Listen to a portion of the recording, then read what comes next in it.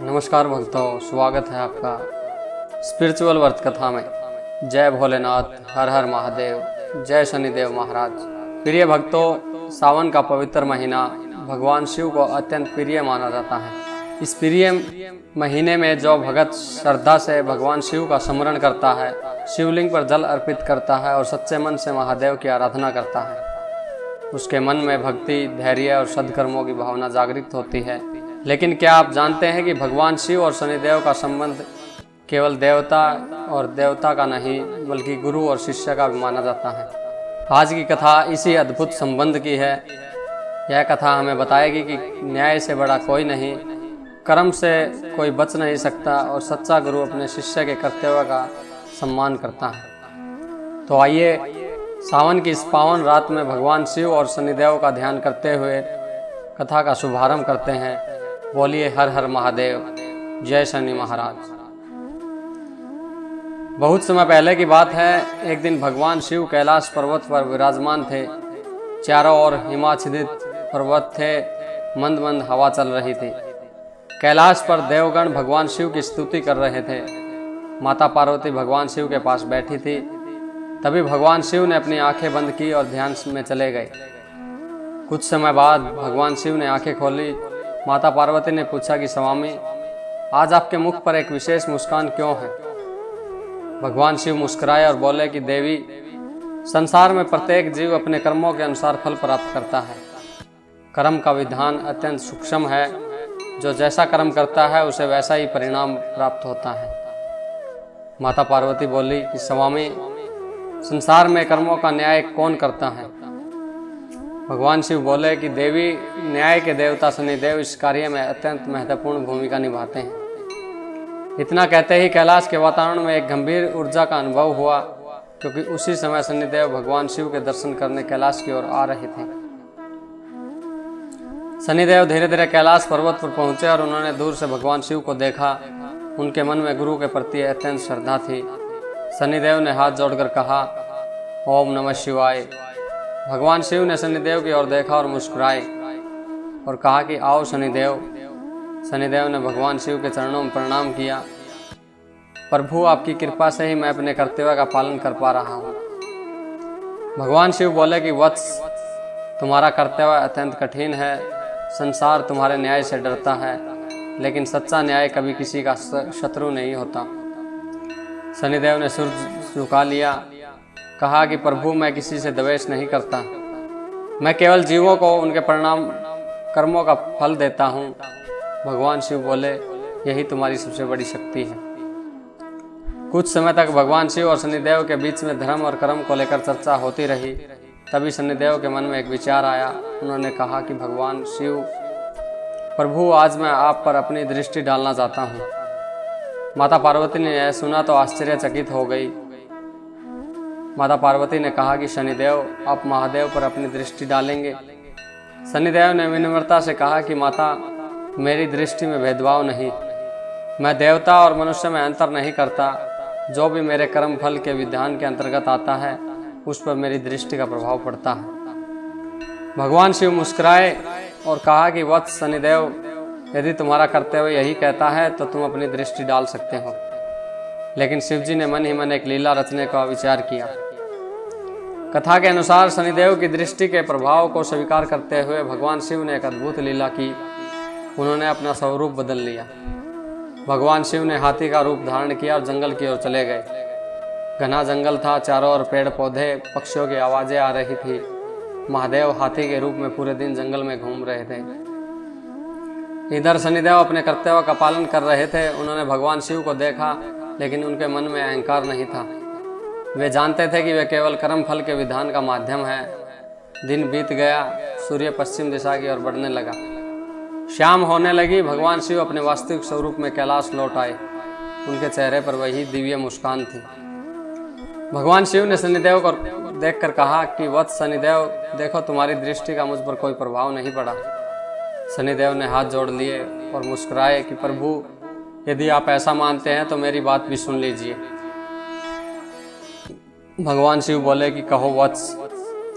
शनिदेव ने कहा कि प्रभु, आपकी दृष्टि में तो शायद मेरी दृष्टि का कोई प्रभाव नहीं पड़ा, लेकिन मेरी दृष्टि के कारण ही त्रिलोक के स्वामी को पूरे दिन अपना दिव्य स्वरूप छोड़कर हाथी का रूप धारण करके जंगल में रहना पड़ा।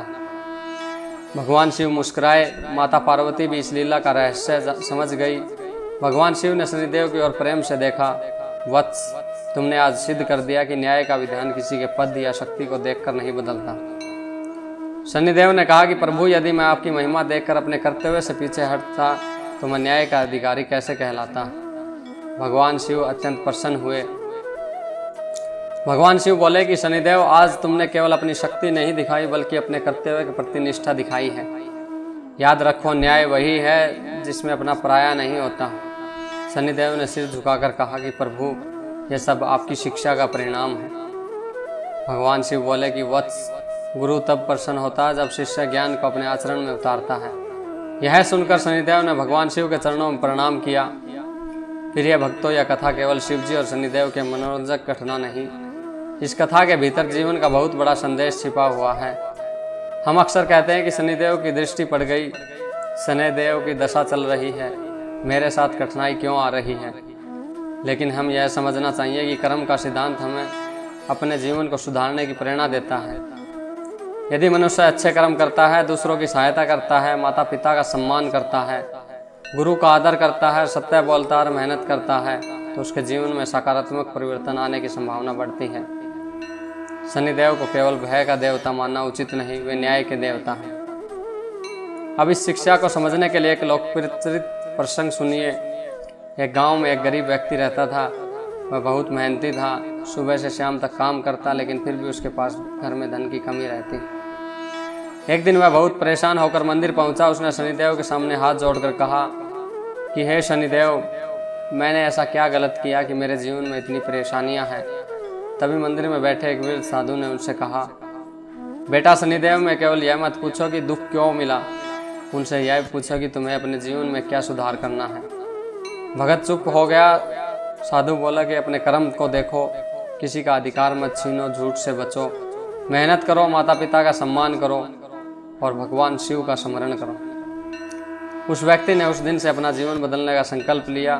धीरे धीरे उसकी सोच बदली और उसका व्यवहार बदल गया। उसकी मेहनत बढ़ी और लोगों का विश्वास उसके ऊपर बढ़ा। कुछ समय बाद उसके जीवन में भी अच्छे अवसर आने लगे। तब उसे समझ आया कि शनिदेव केवल दंड देने वाले नहीं बल्कि मनुष्य को कर्म का मार्ग सिखाने वाले न्यायाधीश भी हैं। अब प्रश्न आता है कि इस कथा को सावन में क्यों सुनना विशेष माना जाता है। सावन भगवान शिव की भक्ति का पवित्र समय माना जाता है। भगत सोमवार को शिवलिंग पर जल चढ़ाते हैं, ओम नमः शिवाय का जाप करते हैं। महादेव अपने जीवन में सद्बुद्धि, संयम, शक्ति की प्रार्थना करते हैं। ऐसे समय में शिव और शनिदेव की कथा हमें एक बहुत सुंदर संदेश देती है। भक्ति के साथ कर्म भी आवश्यक है। केवल भगवान से मांगना ही पर्याप्त नहीं, हमें अपने कर्म भी सुधारने चाहिए। शनिदेव की पूजा करते समय मन में भय नहीं बल्कि श्रद्धा होनी चाहिए। उनसे प्रार्थना करें कि हे शनिदेव महाराज, मुझे सत्य के मार्ग पर चलने की शक्ति दीजिए, मेरे अंदर अहंकार को दूर कीजिए, मुझे गलत कर्मों से बचाइए, मुझे दूसरों के अधिकार का सम्मान करना सिखाइए, क्योंकि सबसे बड़ी वही पूजा है। हमें अपने आचरण को बेहतर बनाएं। इस कथा का सुंदर भाग, गुरु और शिष्य का संबंध। भगवान शिव ने शनिदेव को केवल शक्ति नहीं दी, उन्होंने अपने धर्म और न्याय का मार्ग भी समझाया। जब शनिदेव ने अपने कर्तव्यों का पालन किया तो शिव जी ने उनके कार्य का सम्मान किया। यही सच्चे गुरु की पहचान है। सच्चा गुरु शिव शिष्य को अपने से छोटा नहीं समझता, वह चाहता कि उसका शिष्य अपने कर्तव्य में महान बने। शनिदेव, प्रभु, यदि मेरी दृष्टि से आपको कष्ट हुआ हो तो मुझे क्षमा करें। इसके बाद भगवान शिव ने कहा कि वत्स, तुम्हें क्षमा मांगने की आवश्यकता नहीं, लेकिन प्रभु मैं तो आपके चरणों का सेवक हूँ।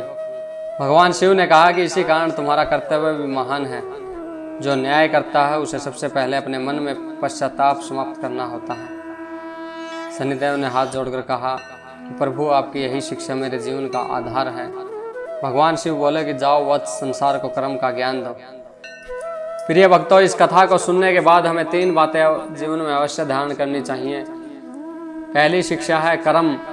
हमारे कर्म हमारे जीवन की दिशा तय करने में महत्वपूर्ण भूमिका निभाते हैं। किसी के साथ अन्याय न करे, किसी का अधिकार न छीने, किसी को धोखा न दे। हम चाहे कितने भी शक्तिशाली क्यों न हो, हम अपने कर्मों के प्रति सजग रहना चाहिए। भगवान शिव जैसे देवादिदेव भी हैं, शनि के कर्तव्य का सम्मान करते हैं, इसलिए मनुष्य को भी न्याय और धर्म का सम्मान करना चाहिए। जो भगत श्रद्धा और विश्वास से भगवान शिव तथा शनिदेव की कथा सुनता या सुनाता है, उसे इस कथा से धर्म, कर्म, संयम, न्याय और सदाचार की प्रेरणा प्राप्त होती है। सबसे बड़ा फल यही है कि मनुष्य अपने कर्मों को सुधारने का संकल्प ले। किसी भी धार्मिक कथा का उद्देश्य केवल चमत्कार की अपेक्षा करना नहीं, बल्कि जीवन में अच्छे संस्कार भी लाना है। तो भक्तों, आज की पावन कथा में यही संदेश मिलता है कि कर्म से कोई नहीं बच सकता, न्याय से कोई बड़ा नहीं है। सच्ची भक्ति वही है जो हमें कर्म करने की प्रेरणा दे। सावन के इस पवित्र महीने में भगवान शिव का स्मरण करें, अपने माता पिता की सम्मान करें, सत्य बोले और मेहनत करें, अपने कर्मों को पवित्र रखने का प्रयास करें। अगर आपको भगवान शिव और शनिदेव की यह कथा अच्छी लगी हो तो वीडियो को लाइक करें, अपने परिवार और मित्रों के साथ साझा करें और चैनल को सब्सक्राइब करना भूलें। हर हर महादेव, जय शनिदेव महाराज। धन्यवाद दोस्तों।